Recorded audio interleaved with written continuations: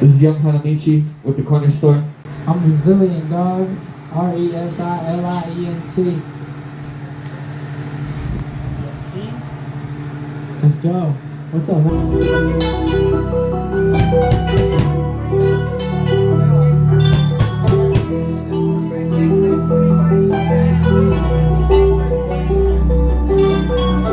Tick, tick, full clip. You're set to talk. This is no threat. I'll take what I want. Last standing with my weapons drawn. My problems all day before dawn. Before dawn. Before dawn. Before dawn.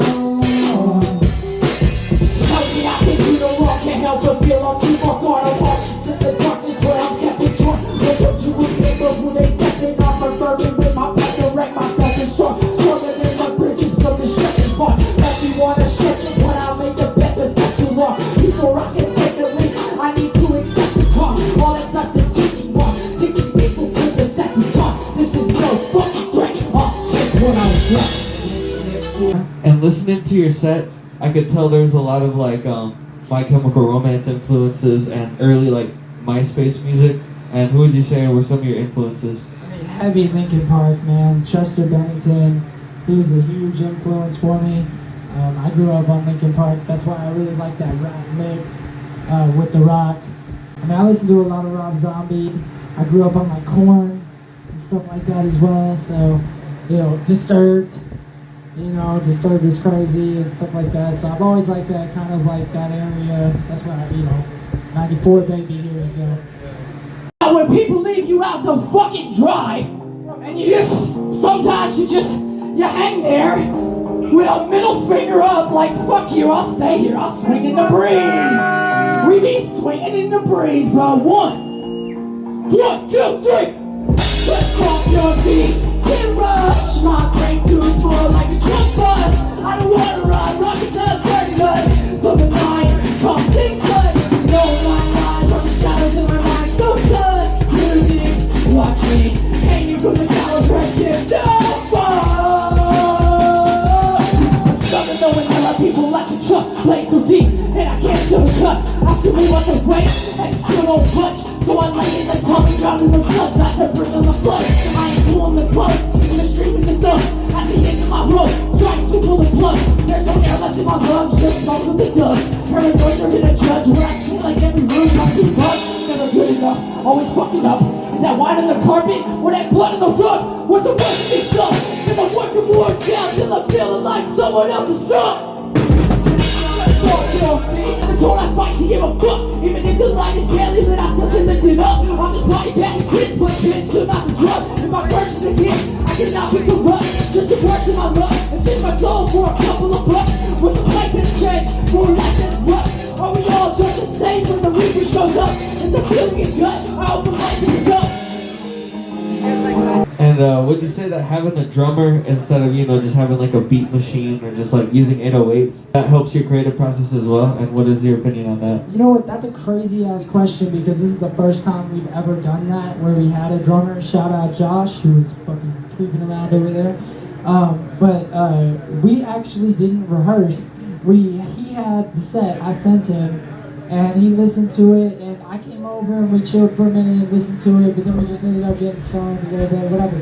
But this was all offhand, and he just killed it. He did a great job, and I told him, I was like, I don't want perfect, man. Like this is just, I just wanted to add something extra to the show. I've been to a couple, we've done a lot of different openings. I opened for Mayday when they were doing their Take Me Out and Leave It tour. And they had a drummer on stage, and I just felt the energy, and I just wanted to bring that same energy, and I definitely feel like that's what we did here, for sure.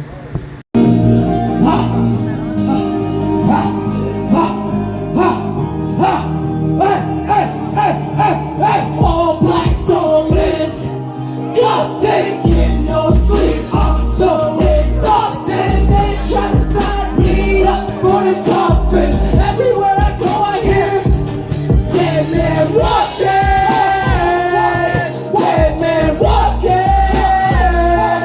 dead man walking.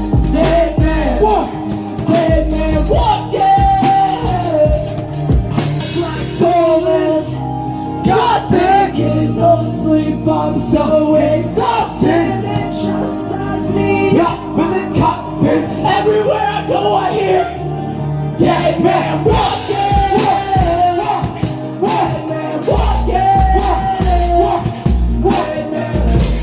Dead man walking. Dead man walking. Here we go without a run. I'm walking, yeah, I'm all alone. I'm running, but they can't hear me, no.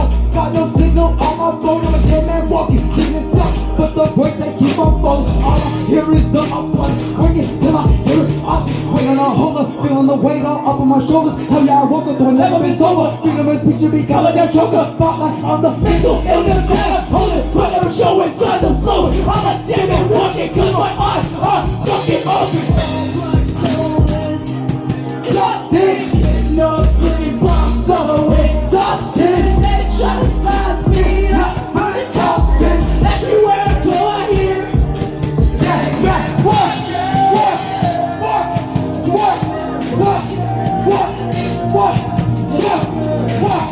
Dead man walk. Dead man walk.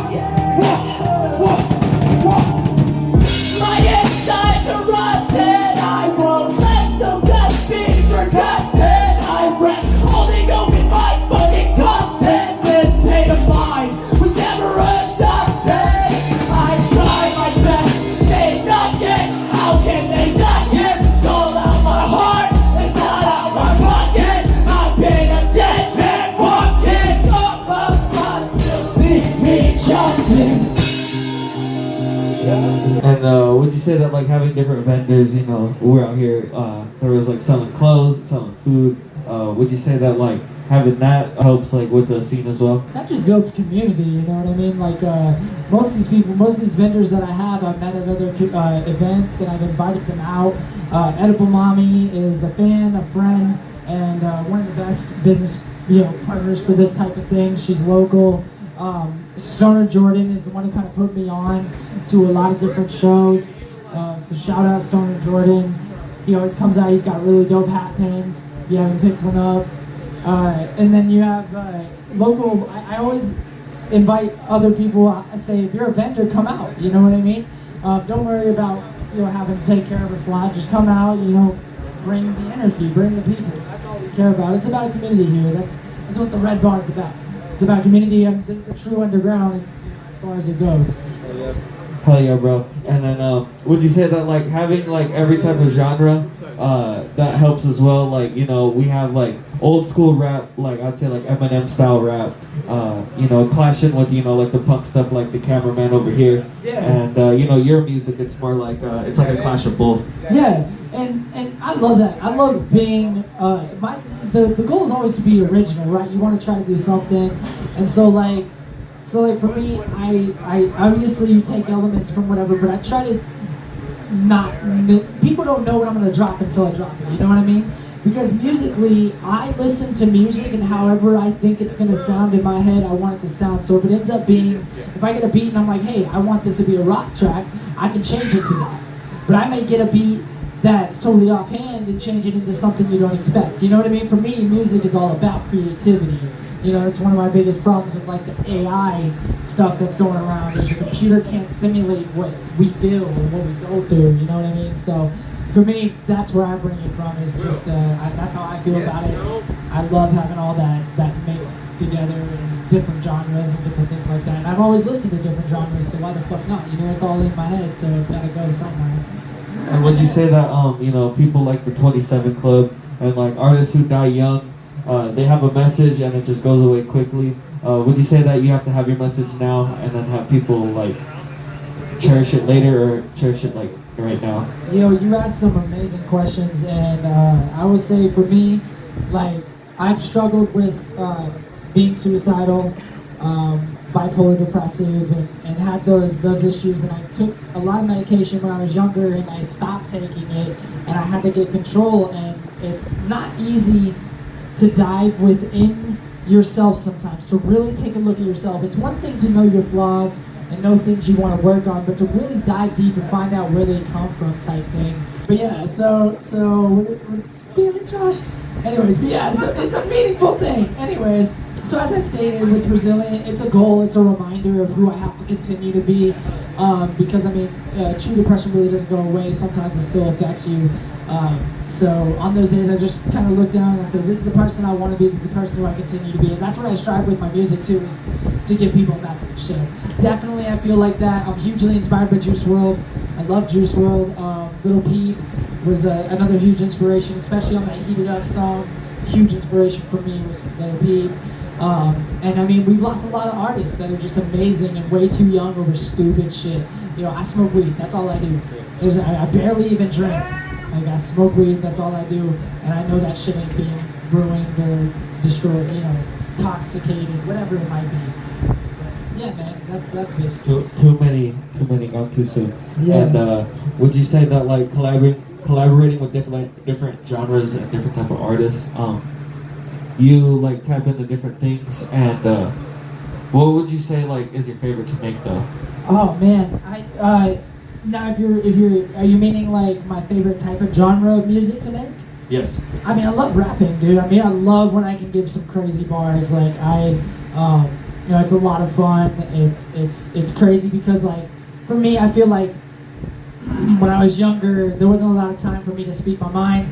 So now that I can rap, I can tell a whole story in like a minute. You know what I mean? I love that. I love that so much. I can say so much in such a short period of time. And it's up to just the viewers and the audience to grab onto what I'm saying and what it might possibly mean. Hopefully it means something. As far as collaborations go, I've worked with so many different artists. I mean, most of the artists that have performed here, I've done songs with, either featured with them or featured without them. Me and Complex, in fact, have a whole playlist of just the songs that we've featured on together, and it's like a good fucking 80 songs or some shit like that. So we put in work. We definitely put in work. And would you say that the Arizona heat, you know, being in like this desert area, this hot ass sun, that's inspired some music in you as well? Oh yeah, I mean for sure. I mean it's I was raised here in Mesa, so I've always kind of dealt with that heat, and you know, a lot of people are irritated in the summer, and you know, so I usually take any type of emotion if I'm overheated or whatever. Like I'll take that and I put it into music. I mean, even the homie calls me up and he says, "Hey man, I'm having a shit day." I'm like, "Put it into your music," you know. Grab the notebook, fucking grab the pen, and get to work. You know what I mean? Because that's the best way for me to know how to use it healthy. You know what I mean? And style-wise, bro, who would you say are some style inspirations for you? Well, obviously Linkin Park, Chester Bennington. I gotta give my shout-outs to Eminem. I mean, the most white rappers wouldn't be doing what they're doing without him. So of course I was, you know, I remember getting the Cleaning Out My Closet CD, and even before that my dad would bump him the Marshall Mathers CD and all that. So like, and the first CD as well. And so I mean that was a huge inspiration. And then later on like n.a.p, Juice WRLD, and you know, just I've listened to a lot of different artists, a lot of different ones inspired me. I mean, even right down to like fucking the randomest shit, like what's his name from fucking Matchbox 20, the lead singer? Rob Thomas! Rob Thomas. Right down to Rob Thomas, dude, you know what I mean? Like, random ass shit, bro. Like, it just... That's my goddamn boy! But it's just random as hell, man. For me, it's just dependent on where the inspiration comes from, you know? What would you say was the first CD you've ever bought, speaking of CDs? So... The first CD, I never bought the CD, but I remember I got to get 2 CDs for Christmas, and I had already previously listened to the CD, but I wanted the Eminem Cleaning Out My Closet CD. And I remember my grandma, she was like, "I'm not gonna let you get this," and I'm like, "Okay, well please just let me get the clean version." and the clean version is still like beep beep beep beep beep beep, you know what I mean? So it's like, so it didn't really matter, but once I got it, and then it was like All American Rejects, so it was like Move Along CD, you know, move along, yeah. So. And then, did you grow up in the MySpace era? Oh yeah, for sure. I'm 29 now, so yeah, definitely. What would you say some of your favorite MySpace bands were? Oh my God, that's tough, dude. Yeah, I mean, Hollywood Undead for sure.